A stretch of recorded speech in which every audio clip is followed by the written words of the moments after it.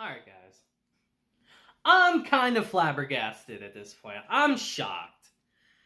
After watching episode 6 of Rising of the Shield Hero today. And it blows me away just how unbelievably trashed the 3 other Cardinal heroes are. Like, you know, we have some useless characters in some shows, but these guys are just so garbage. It's not even funny. And they're, frankly, the reason why a lot of this bad stuff is happening right now. Not directly involved, but they kind of are, actually. They're just so unbelievably trash, guys. But anyway, welcome back to the channel, guys. We're here to talk about Rising of the Shield Hero, episode 6 today. And, man, just, they're so garbage.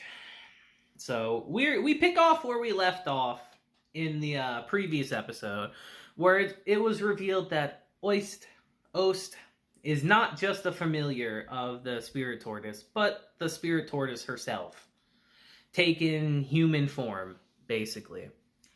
And it's revealed that the book hero has been using the other 3 Cardinal Heroes' energy. He's been using their power to be able to control the tortoise and its familiars and all that. And to basically even do his scheme. Lamenting yet again how garbage they are. Like, I can't believe it. I can't believe how trash they really are. It's crazy. But yeah, he's been using their power to control the tortoise and all that. And just, yeah, I just don't know what to say. While he's explaining all of this stuff, though, the battle on the outside with the now fully revived Spirit Tortoise begins again.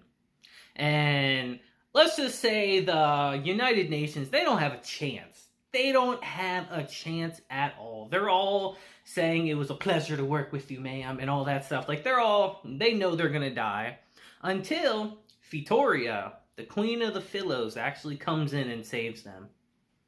And she tells Naofumi and the gang that she will take care of the head, and they have to take care of the heart. Because it's revealed by Oist that they have to take out the head and the heart again, but at the same time this time. It has to be simultaneously. And that is the only way that the barrier, now enacted by the book hero from the power of the 3 Cardinal Heroes, it's protected. The core is protected by this barrier, and that's the only way that the barrier will go down. They have to destroy the head and heart simultaneously just for that barrier to go down so they can destroy the core.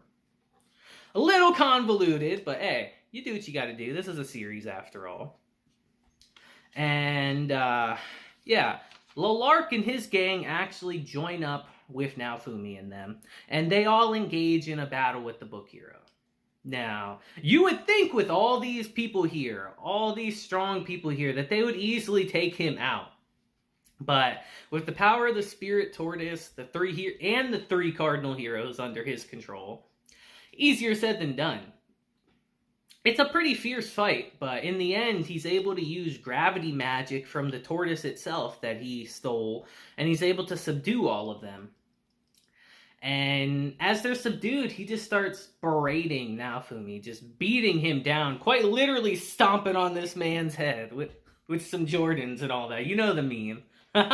He's just doing that. And everyone's getting pissed, including Rishia, who actually is able to stand all of a sudden. Because it's revealed that she is finally able to control her ki that they've been going on and on about throughout the whole series. And I like how they quite literally say in the episode that she's like a different person. Because I was thinking the same thing watching this, because she turns into like a badass all of a sudden. And as I was watching, I was like, who is this? Where was she earlier in the show? Like, why isn't this her all the time? Because she's able to not only withstand the gravity, but then starts getting into a fight with the book hero himself. And I'm just sitting here like, who is this? Where was this person? But yeah, and while she's engaging with him, Oist Ost, I always mess her name up, guys. But while she's engaging with him, Ost actually gives Naofumi the power of the tortoise inside of her. And it's with that ability that he's able to actually cancel out the gravity. And they can all fight again.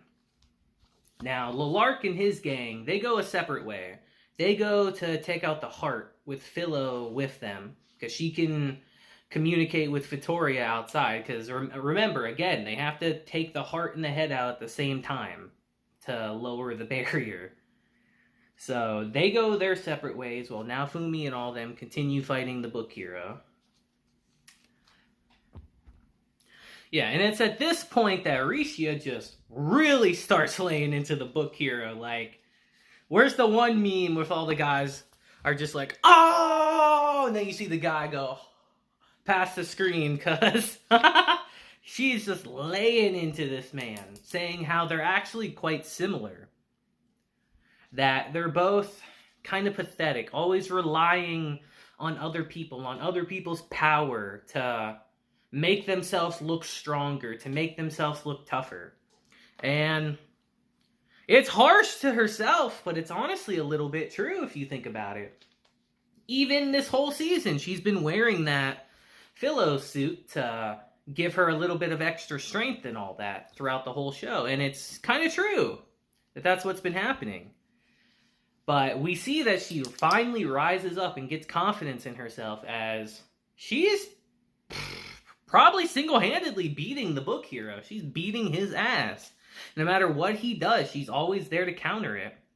And in the process of fighting him, she actually frees the 3 cardinal heroes and stops him. But while they're fighting, Ost has to tell Naofumi a little secret. Because she says that the book hero is a liar, no matter what, and that he always would have a backup plan.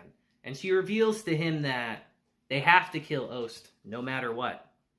Or this will never end. So, after Rishia subdues the book hero, Vittoria and Lilark succeed in taking out the head and the heart simultaneously, so the barrier's gone. And it's at this point Naofumi has to do the job of killing Ost once and for all. He brings out the hate shield and all that. And I gotta say, the hate shield is really cool, man, but its implications are terrible. He has to hang on to so much hatred and anger inside of him. And Ost sees this because Naofumi can't bring himself to do it because he doesn't have hatred for her. So he can't bring himself to kill her.